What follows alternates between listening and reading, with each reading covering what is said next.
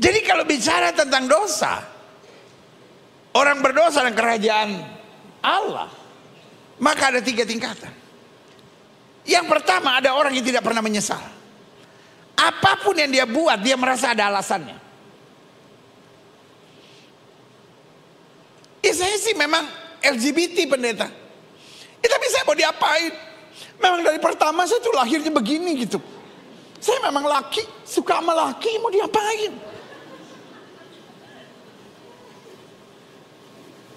Jadi dia seperti membenarkan kesalahannya. Saya memang orangnya begini pendeta, kalau marah tempeleng orang, ya mau diapain? Ya saya tahu sih narkoba salah, tapi saya lahir dari keluarga broken home. Pendeta belum pernah ngalamin gitu lahir dari keluarga, dia yang marah. Kita tegur dia, kita yang deg-degan. Kita tegur, Pak, Bapak anak Tuhan, masa selingkuh? Menghakimi gampang pendeta, menghakimi gampang. Coba pendeta punya istri seperti istri saya, yang gak pernah menghargai saya, selalu menginjak-injak saya, selalu merendahkan saya. Pendeta mau saya mati berdiri dulu. Dia yang lebih galak darah Yesus. Ada orang-orang yang tidak pernah sadar. Ada orang-orang yang tidak pernah menyesal, dia pikir wajar. Dan orang-orang seperti ini adalah orang-orang yang dibelenggu dan akhirnya hidupnya makin menderita.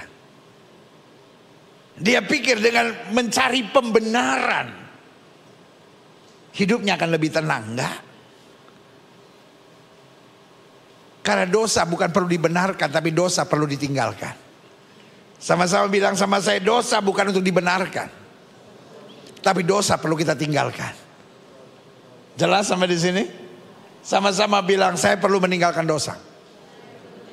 Nah yang kedua, jadi kelompok pertama tidak pernah menyesal. Mencari pembenaran-pembenaran kenapa dia melakukannya. Kenapa saya minum, kenapa saya selingkuh, kenapa saya pacaran, lakukan hubungan seks sebelum nikah.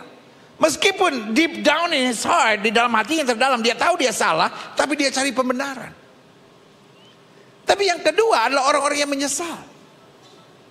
Menyesal tapi tidak pernah berbalik. Dalam Alkitab ada 2 orang pengkhianat. Yang satu bernama Yudas, dan yang satu bernama Petrus. Kedua-duanya pengkhianat. Kedua-duanya pengkhianat. Yang membedakannya, Petrus menyesal dan bertobat. Petrus menyesal dan datang pada Tuhan. Petrus menyesal dan kembali ke jalan yang benar. Tetapi Yudas menyesal, buang semuanya, tapi tidak pernah kembali. Ada banyak orang hanya pada taraf penyesalan. Saya nyesal pendeta hidup berzina. Saya nyesal pendeta hidup minum mabuk. Saya nyesal pendeta keluar dari gereja. Tetapi nggak cukup rendah hati untuk memperbaiki keadaannya. Baru yang ketiga,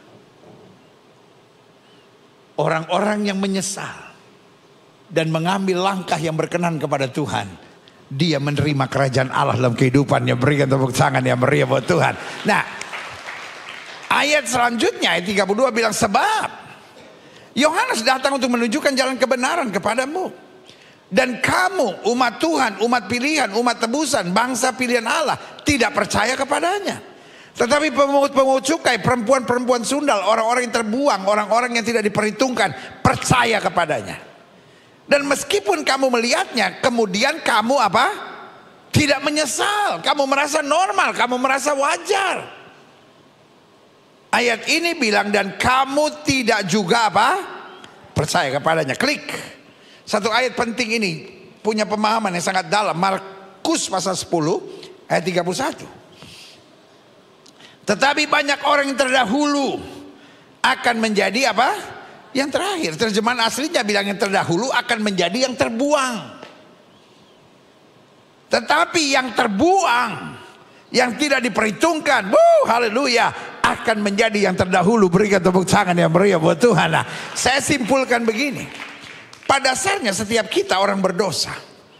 Tapi kita orang berdosa yang telah ditebus oleh darah Yesus, Melalui apa? Melalui kesadaran, melalui penyesalan dan pertobatan yang sungguh. Tuhan panggil kita dan kita meresponi. Sama-sama bilang sama saya meresponi.